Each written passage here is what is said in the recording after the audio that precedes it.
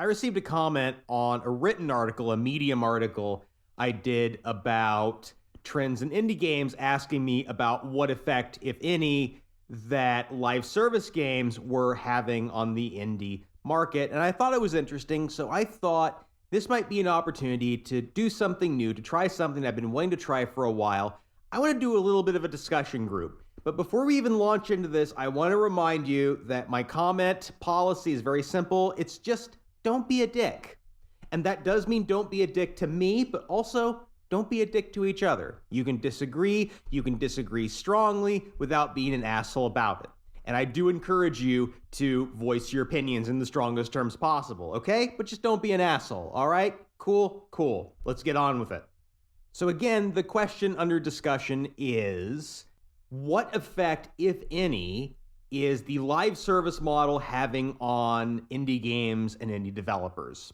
Now, the live service model remains far and away the dominant model in video games. I know that's unusual to hear on YouTube, because most YouTube channels, all they do is look for any time that they can get any bad news about one individual live service game. They post it, they do a victory lap, they do their little song and dance about how the model is dead, and then of course we get the yearly report with playtime and the MAU, and what's it turn out? Most played games, yet again, were the latest Call of Duty, and then a whole bunch of live service games that are all 5 to 10 years old. You know the list. You don't need me to tell you. You know all of these games by now.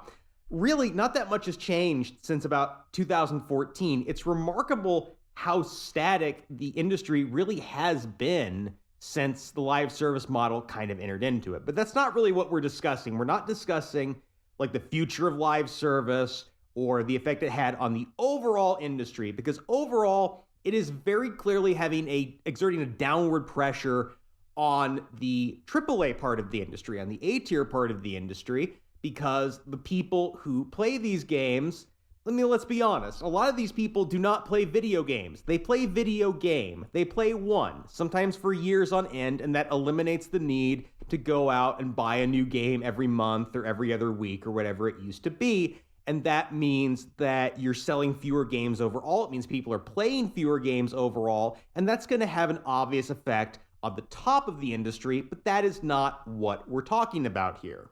Now, when I do State of Indie interviews, I do occasionally hear people mention live service. It comes up now and then, and it's always in a negative context. It's people talking about how hard it is to compete in a live service world, because you are dealing with people who have gotten used to being able to play these games for free, getting thousands of hours of content for effectively no money, and it is very hard to compete with that. And really, for these people at the bottom, where it's 1 or 2 or 3 or 4 people, or even if it's a bigger indie studio, if it's 20 or 30 or 40 people, they just cannot keep up with the pace. You know, these are very labor-intensive games, and this is one area where the indie developers really cannot win. So I do occasionally hear complaints about that in terms of problems they're facing, but I've never been convinced, because I think that when looking at live service, the people who play live service games versus the people who play indie games, I think we are looking at two different groups of people. I'm going to put up on screen a really quick and dirty image I did for an article I was planning about a year or two ago. I never ended up writing it. Maybe I still will, which is about the different groups of people and what games they play. So we've got, AAA, yes or no, indie, yes or no.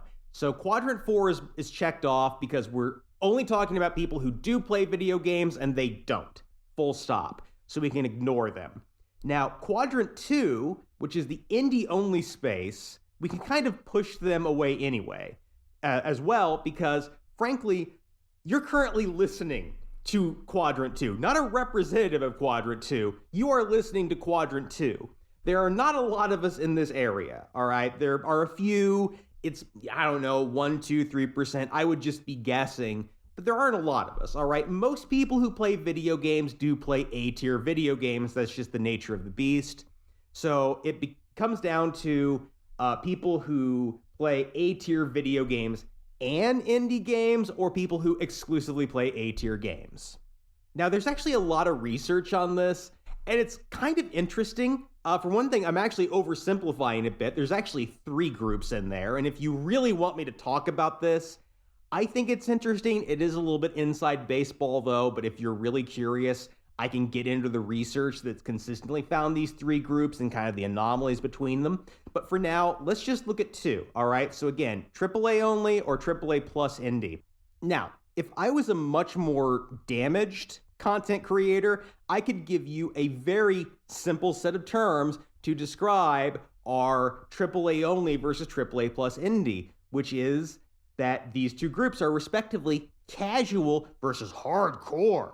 And that pretty much is an accurate way. Again, it's a horrible, I hate these terms. I'm very glad I haven't heard these terms in a long time, but it is an accurate way of describing them. What you find is that the conventional demographics between them in terms of things like ethnicity and gender are about the same. There's not a huge amount of difference in there, but there are differences in their priorities, their thinking, their expectations. And what it comes down to is your AAA plus indie crowd are much more invested in video games as a hobby, more emotionally invested even, as opposed to your AAA only crowd for whom it's just one thing that they do, and that's about as far as it goes, which makes sense because you really don't need to be very invested in this world to follow AAA games. Something I've discovered recently. I have not played a Ubisoft game in a decade and a half, and yet I know everything there is to know about Assassin's Creed Shadows because news of that goddamn game has been shoved in my face for months. I'm not looking for it, it's just always there. It is not that hard to follow AAA games because they get a lot of press, both in the video game press and increasingly even in the broader press.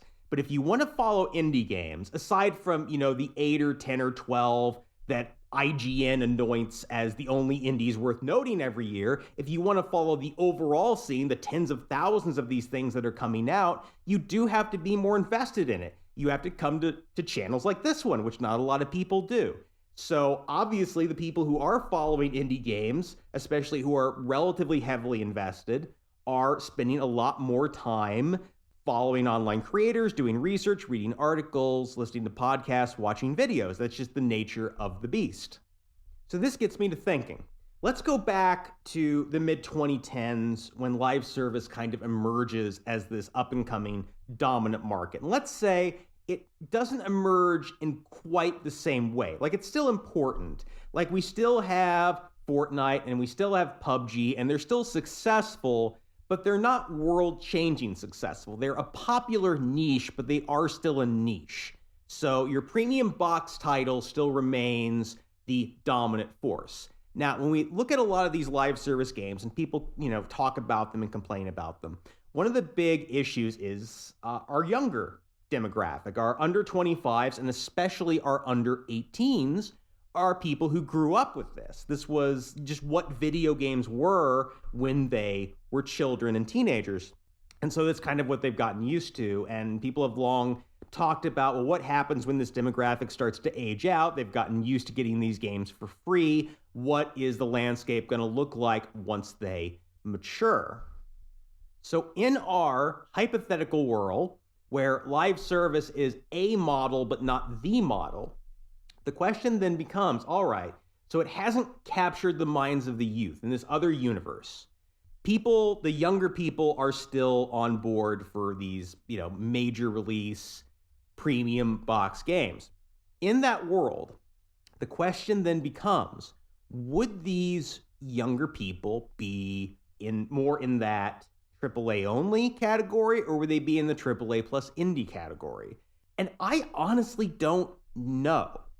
I could kind of make an argument either way because they are a lot more invested in kind of the peripheral aspects of video games. That is actually the main distinguishing factor for this under 25 group. Kind of everybody under the age of about 45, they all play video games at about the same rate. It's about the same number of people. The actual playing of the video games doesn't change. It's the peripheral stuff. It's the YouTube. It's the Twitch. It's all of that. It's going to conventions and talking about them. They spend more time doing that. More people do that.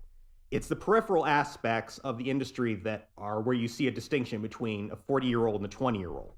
So you could take that and you could say that maybe these people were kind of programmed to be AAA plus indie, and that in the absence of live service, there would be more interest in indie games, and that would kind of move the market up a little bit. I am not necessarily convinced by that argument, though, because when you look around at the premium box titles that these younger people are playing, it's still mostly AAA games. Like, there's not a huge, again, as I said earlier, there's not a massive demographic difference. There's no evidence that our like heavy indie game players are younger on average. In fact, they appear to be about in the middle. So my thinking is that even in the absence of live service, even in the complete absence of live service, I don't think it would have that much of an impact. I mean, that's kind of my thinking. But again, I want to hear from you. What do you think? Based on what I've said, based on what you've read, or just based on what your gut tells you, what effect do you think live service games have had? If they were to go away tomorrow and it was a blank slate, we had a complete fresh start, do you think this would be good or bad for indie developers, or would it just have no effect at all? I would love to hear what you have to say.